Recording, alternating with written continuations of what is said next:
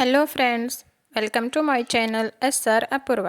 ಬನ್ನಿ ಇವತ್ತು 6ನೇ ತರಗತಿಯ ಪದ್ಯ ಕಿತ್ತೂರು ಕೇಸರಿ ಇದರ ಒಂದು ಸಂಪೂರ್ಣ ಪರಿಚಯವನ್ನು ನೋಡೋಣ. ಮೊದಲಿಗೆ ಕವಿ ಪರಿಚಯ. ಪರಗೊಂಡ ಗುರುಪಾದಪ್ಪ ಸಿದ್ದಾಪುರ್.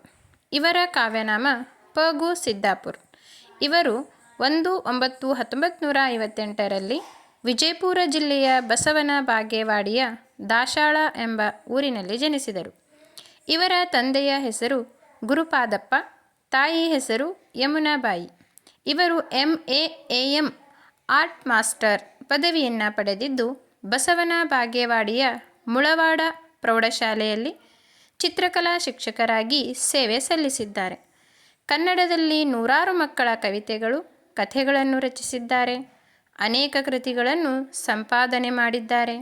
ರಾಜ್ಯ ಉತ್ತಮ ಶಿಕ್ಷಕ ಪ್ರಶಸ್ತಿ 2010ರಲ್ಲಿ ಪಡೆದುಕೊಂಡಿರುವ ಇವರು ಅನೇಕ ಸಾಹಿತ್ಯ ಕೃತಿಗಳನ್ನು ನೀಡಿದ್ದಾರೆ. ಇವರು ಮಕ್ಕಳ ನೂರಾರು ಕವಿತೆಗಳು ಎಂಬ ಕೃತಿಯಿಂದ ಈ ಪದ್ಯವನ್ನು ಆರಿಸಿಕೊಳ್ಳಲಾಗಿದೆ.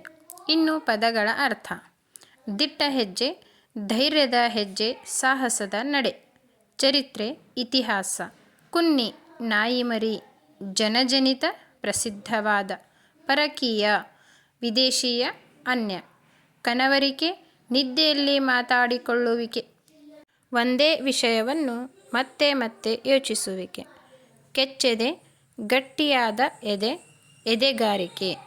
ರಣಚಂಡಿ, ಯುದ್ಧ ದೇವತೆ ಅಥವಾ ದುರ್ಗೆ.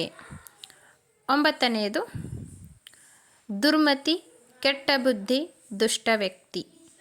ಮಮ್ಮಲ ಮರುಗು, ಅತಿಶಯವಾಗಿ ಮರುಗು, ವಿಶೇಷವಾಗಿ ದುಃಖಪಡು. ಅರಿ, ಶತ್ರು, ಸೆರೆಮನೆ, ಕಾರಾಗೃಹ, ಬಂದಿಖಾನೆ. ಕವಿ, ವೀರ, ಶೂರ. ಮರುಜನ್ಮ, ಪುನರ್ಜನ್ಮ. ಇನ್ನು ಅಭ್ಯಾಸಕ್ಕೆ ಬಂದರೆ ಮೊದಲಿಗೆ ಬಿಟ್ಟ ಸ್ಥಳ. ಅನ್ನಕ್ಕೆ ಬಂದಿರುವ ಕುನ್ನಿಗಳ ಮನ್ನಿಸದೆ. 2ನೇದು ಹೋದರಿ ಸಿರಿನಾಡು ಪರಕೀಯರ ವಶಕ್ಕೆ. 3ನೇದು ಕರಿನೆಲದ ಗರಿಮೆಯನ್ನು ತೋರಿಸಲು ಬಿಳಿಯರಿಗೆ. 4ನೇದು ಮಮ್ಮಲನೆ ಮರುಗಿದಳು, ಮನನೊಂದು ಕೊರಗಿದಳು. ಇನ್ನು ಪದ ಬಳಸಿ ಸ್ವಂತ ವಾಕ್ಯ ಬರೆಯಿರಿ ಅಂತ ಇದೆ. ಮೊದಲನೇದು ಚರಿತ್ರೆ. ನಮ್ಮ ದೇಶಕ್ಕಾಗಿ ಹೋರಾಡಿದ ಮಹಾನ್ ಪುರುಷರ ಚರಿತ್ರೆಯನ್ನು ನಾವು ತಿಳಿಯಲೇಬೇಕು. 2ನೇದು ಜಯಮಾಲೆ. ಯುದ್ಧದಲ್ಲಿ ಗೆದ್ದು ಸೈನಿಕರು ಜಯಮಾಲೆ ಧರಿಸಿದ್ದರು. 3ನೇದು ಋಣ. ತಾಯಿನಾಡಿನ ಋಣವನ್ನು ಪ್ರತಿಯೊಬ್ಬರೂ ತೀರಿಸಲೇಬೇಕು. ಇನ್ನು ಒಂದು ವಾಕ್ಯದಲ್ಲಿ ಉತ್ತರ ಬರೆಯಿರಿ.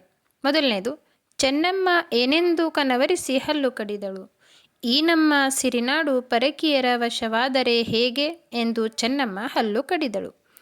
2ನೇದು ನಮ್ಮ ಅನ್ನವನ್ನು ಉಂಡು ಕೊಬ್ಬಿರುವವರು ಯಾರು? ನಮ್ಮ ಅನ್ನವನ್ನು ಉಂಡು ಕೊಬ್ಬಿರುವವರು ಬ್ರಿಟಿಷರು. 3ನೇದು ಚೆನ್ನಮ್ಮ ಸೈನಿಕರನ್ನು ಕುರಿತು ಏನೆಂದು ಹೇಳಿದಳು? ಕೆಚ್ಚೆದೆಯ ಕಲಿಗಳೇ ಏಳಿರಿ, ಛಲ ತೊಟ್ಟು ಹುಲಿಯಂತೆ ನುಗ್ಗೋಣ ಎಂದು ಹೇಳಿದಳು. ಯಾರ ಕೃಪೆಯಿಂದ ಸೈನ್ಯವನ್ನು ಕಟ್ಟಲಾಯಿತು?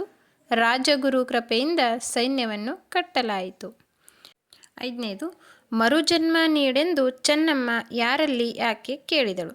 ಮರುಜನ್ಮ ನೀಡೆಂದು ಚೆನ್ನಮ್ಮ ಕರುನಾಡ ಒಡತಿಯಾದ ಭುವನೇಶ್ವರಿ ದೇವಿಯನ್ನು ಬೇಡಿದಳು. ಈ ನೆಲದ ಋಣವನ್ನು ತೀರಿಸಲು ಹೀಗೆ ಬೇಡಿದಳು. 2-3 ವಾಕ್ಯಗಳಲ್ಲಿ ಉತ್ತರಿಸಿ. ರಾಣಿ ಚೆನ್ನಮ್ಮ ಹಲ್ಲು ಕಡಿದಳು ಯಾಕೆ? ರಾಣಿ ಚೆನ್ನಮ್ಮ ಹಲ್ಲು ಕಡಿದದ್ದು ಚೆನ್ನಮ್ಮಳ ಕನಸಿನಲ್ಲಿ ತನ್ನ ನಾಡಾದ ಕಿತ್ತೂರು ಪರಕೀಯರ ವಶವಾದಂತೆ ಕಂಡು ಕನವರಿಸಿದಳು. ಹೀಗಾದರೆ ಮಲ್ಲಸಜ್ಜನ ಮನಕ್ಕೆ ಎಷ್ಟೊಂದು ನೋವಾಗಬಹುದು ಎಂದುಕೊಂಡು ಪರಕೀಯರ ವಿರುದ್ಧ ಹಲ್ಲು ಕಡಿದಳು. 2ನೇದು ಕೆಚ್ಚೆದೆಯ ಕಲಿಗಳಿಗೆ ಚೆನ್ನಮ್ಮ ಏನೆಂದು ಹೇಳಿದಳು?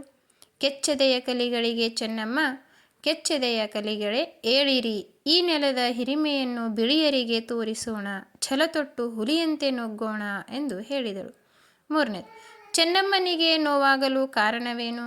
ಛಲ ತೊಟ್ಟು ಹೋರಾಡಿ ಗಳಿಸಿದ ಜಯ ಕೆಲವೇ ದಿನಗಳಲ್ಲಿ ದುಷ್ಟಬುದ್ಧಿಯ ಕೆಟ್ಟ ವ್ಯಕ್ತಿಯ ತಂತ್ರಕ್ಕೆ ಬಲಿಯಾಯಿತು.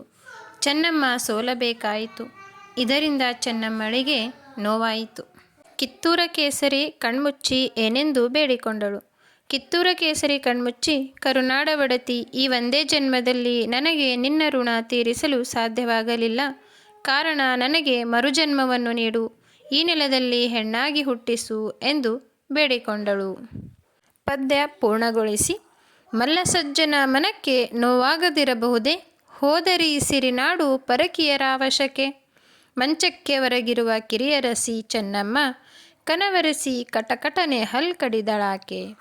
ಎರಡನೇದು, ನಿನ್ನ ಋಣ ತೀರಿಸಲು ನನಗಾಗಲಿಲ್ಲಮ್ಮ, ಈ ಒಂದೇ ಜನ್ಮದಲ್ಲಿ ಕರುನಾಡ ಒಡತಿ, ಮರುಜನ್ಮ ನೀಡೆನಗೆ, ಹೆಣ್ಣಾಗಿ ಈ ನೆಲದಿ ಕಣ್ಮುಚ್ಚಿ ಬೇಡಿದಳು ಕಿತ್ತೂರ ಕೇಸರಿ.